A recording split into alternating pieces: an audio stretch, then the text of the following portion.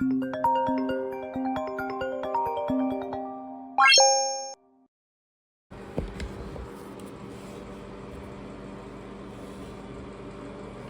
hello, welcome back everyone. So I'm in my swimsuit and I should have just put on a towel. Let me put on the towel right now.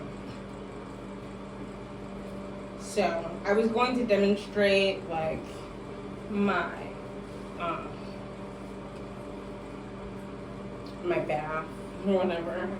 But I'm like, this isn't the time or the place, you know what I mean? So there's just how we're gonna do that.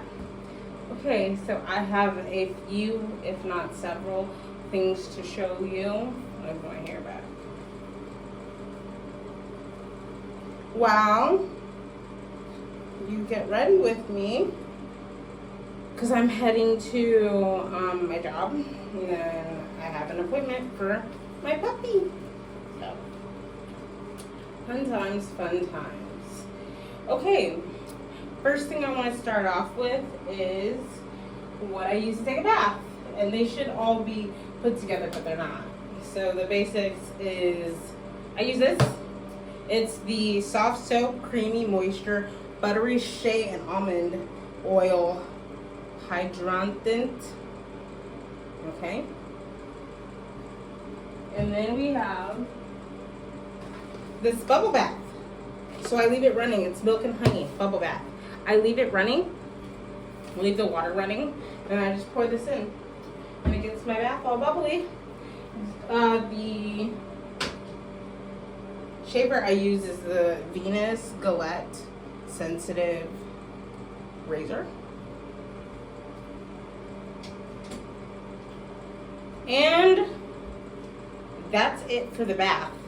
Now for the moisturization, I have this shea butter. I got shea butter from Walmart, and then I used it and I mixed it with some other oil and glycerin and other stuff, and it came out feeling like butter. So moisturizing, leaves your skin soft for hours or days. Okay, and I used my perfume. This is the Moroccan Rose Tree Hut Fragrance Mist, alcohol free. Gotta have the deodorant, so Degree Advanced 72 Hour. And then I have another perfume called Indulge Me, a seductive fragrance mist, vanilla and tuberose. And this is by Taraji P. Henson, the one and only. Okay, so now that we have that out of the way, I wanted to talk to you more because I did some thinking about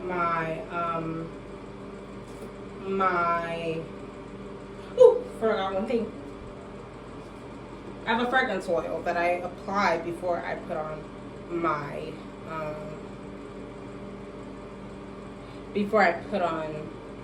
shea butter, and it's called Be Delicious. You can get this at a local beauty supply store. And if you don't know what a beauty supply store is, you'll know very soon. So I was gonna wash my face, but I don't think I have that much time, and I don't want to take too much time. So I just wanted to talk more about my disorder and what I've experienced.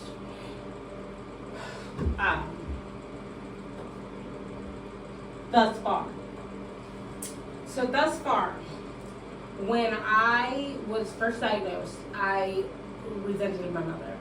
I was really angry with her for doing that to me. It felt like the ultimate sign of betrayal, that she threw me into this hospital, didn't know what was going on. They didn't even try, but she did try.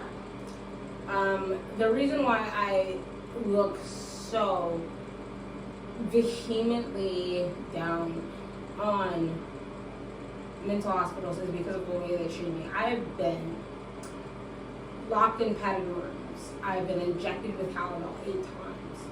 I have been tied down to a restraint chair, legs and arms, and shot. That is what I experience. Every time, without fail, I go to the mental hospital, I get shot. They want to keep me quiet. They want me to go to sleep. So I've had that.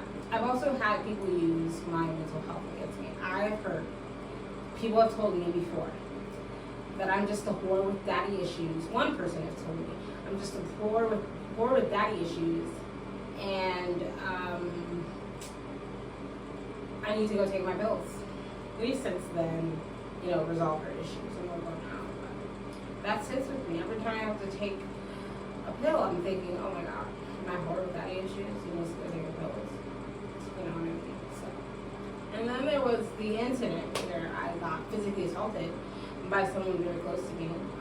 Punched me in the head, punched me in the chest 5 times, for each area, each body part. And I was scared. I was anxious. We threw blows. I threw a fan at her window because I was trying to. She locked me in the house with her and her only. And I didn't think to go run to the door and slam it and yell help or lock the door and run away. No. I sit there and I fought. Because my middle name is something that I take very deeply to my heart. My middle name is Nyonje.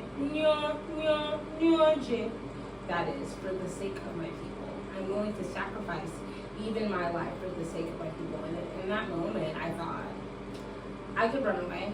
I could take the easy way out, or I could do it. I could tough it out, and I could do this because it's my end in death. This person might kill me, or I might kill them, or I might unalive them. I'm sorry, but without fail, without test, without trial, I am going to ultimately get myself out of a situation, regardless of what needs to happen, regardless of what sacrifice I need to make. There it is.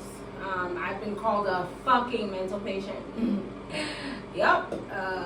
All the names in the book. People use my mental disorder. And listen, I just want to tell you that being bipolar is not an insult. It's the truth. Okay? And if you're dealing with somebody who can't accept the truth, then you're not dealing with somebody who's bipolar. Because the one thing that bipolar people always have to do is listen to the truth. Because we do a lot of wrong stuff. We do a lot of things that put us in predicaments that we are not prepared for, precarious predicaments, as you would call them. And we have to sit there and we have to take acknowledgement and accountability and responsibility for all of our actions. However, we never point the finger back to say, well, look at how I got here. Look at all the actions. Look at everything that you did to me in order for me to get this upset. And people say all the time, no one makes you mad, okay? No one can make you mad. You can only make yourself upset. And I get upset. I get upset too. Before I get upset. I get upset, down set, 2 set, 3 set, 4 set. I get upset, okay? And I'm just saying it's not a pretty sight. And it's akin to if you fill a balloon so much, it'll pop. Yeah. My elasticity can only wear so thin before I pop and I explode. And that's what I'm talking about. One thing that I want to mention is that God really did get me through a lot of this. If it weren't for God, if it weren't for the Creator, if it weren't for anybody who was there looking out for me, I would have been dead a long time ago. I would have been deceased. I would have been not a part of this world a long time ago. And I'm so grateful for whoever's watching out for me, for whoever's praying, for everything. Because I know at the end of the day, somebody's got my back. That's it. That's all. I hope you had fun. We'll do this again soon. Holla at me.